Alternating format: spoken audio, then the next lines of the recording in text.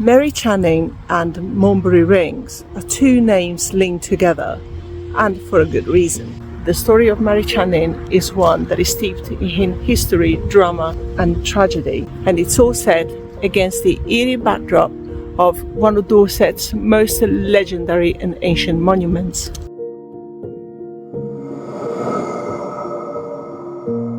Let's start from the facts, or at least for what we think we know. The trouble is there's so many accounts of Mary's lives and death that it's difficult, once again, to separate fact from fiction.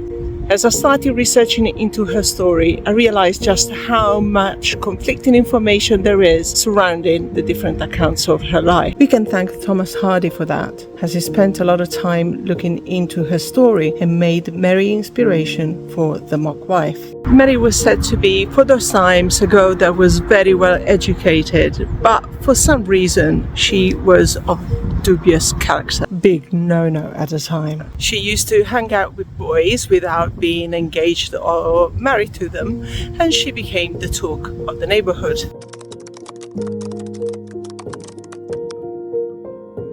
Her parents thought that they could get rid of the problem by marrying her off to a local grocer, Thomas Channing, in January 1704. Even after the wedding, Mary kept seeing her lovers, until one day, on the 21st of April 1704, Thomas Channing was found dead.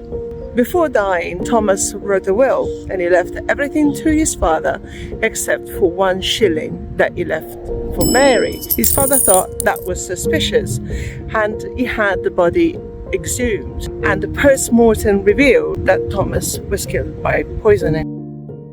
So the camera seems to be pointing where the gallows used to be, which is really strange. Was Thomas' milk poisoned, as they said? Did he accidentally overdose on cyanide? Did Mary really kill him? There are only speculations.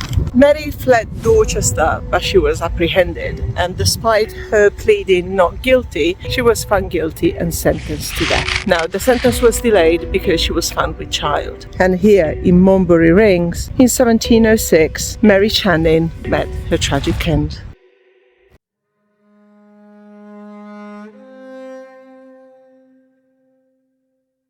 Maumbury Rings is an extraordinary example of Neolithic architecture, with some estimates suggesting that they date back as far as 2500 BC. The ring is obviously circular earthwork consisting of a series of banks and ditches that can still be seen today. From Neolithic henge, Maumbury Rings went to become a Roman amphitheatre to a Civil War fortification. During the Roman occupation, the site was adapted as an amphitheatre for the use of the citizens of the nearby Roman town of Durnovaria. During the Civil War, the site was remodeled by the parliamentarians as an artillery fort guarding the southern approach into Dorchester, where the royalists were thought to be coming from, which is just on there.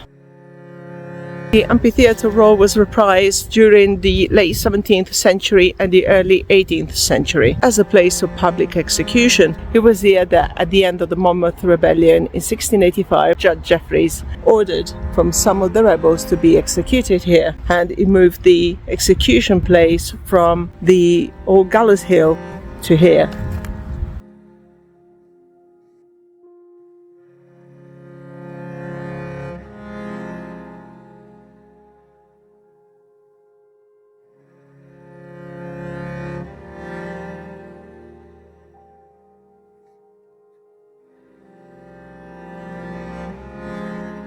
The rings are a deeply atmospheric place, but I'm pretty sure that it changes at night when you have the breeze whispering in the trees.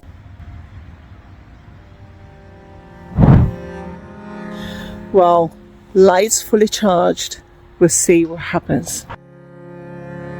Mary's execution was a public affair with approximately 10,000 people in attendance. Her hang fair, where people would eat, drink and dance. Although it was allowed for Mary to be hanged before the fires were lit, it is said that she was still alive when she was confined to the flames. Mary was the last person to be hanged and burnt at the stake in Dorset. Thomas Hardy was one of those who believed in Mary's innocence. Hardy spent a lot of time looking into her story. He says in his journals how this pleasure-loving creature did not commit this crime. According to Hardy, she had no motive, as her husband allowed her behaviors and gave her money. Now, some say that the spirit never left.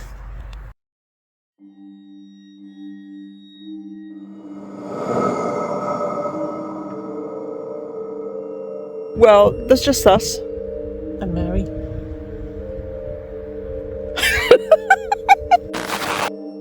Over the years, there have been reports of ghostly appearances here in Maumbury Rings. And sometimes the sounds or even the sights of Roman legionaries have been heard or seen on the banks. And apparently those who fall asleep around here seem to be dreaming only about Roman soldiers. Not that I'm gonna test that one out.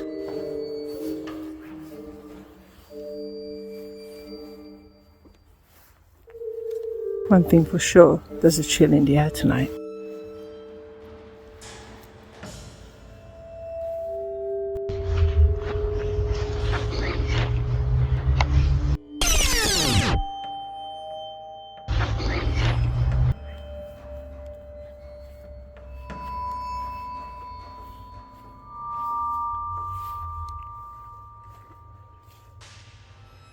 I have a lamp and a torch, hence the two shadows.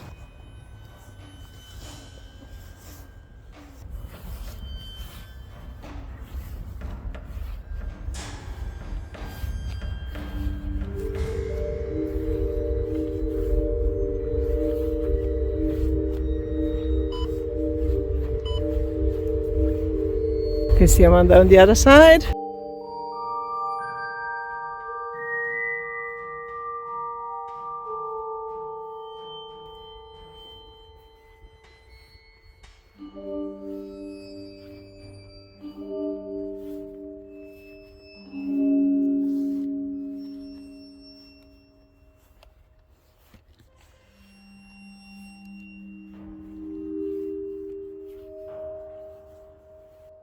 Well, Amanda's gone.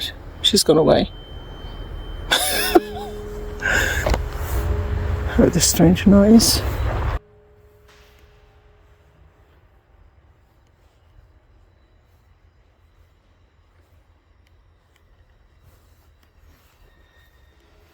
Okay, there are really some freaky noises around here.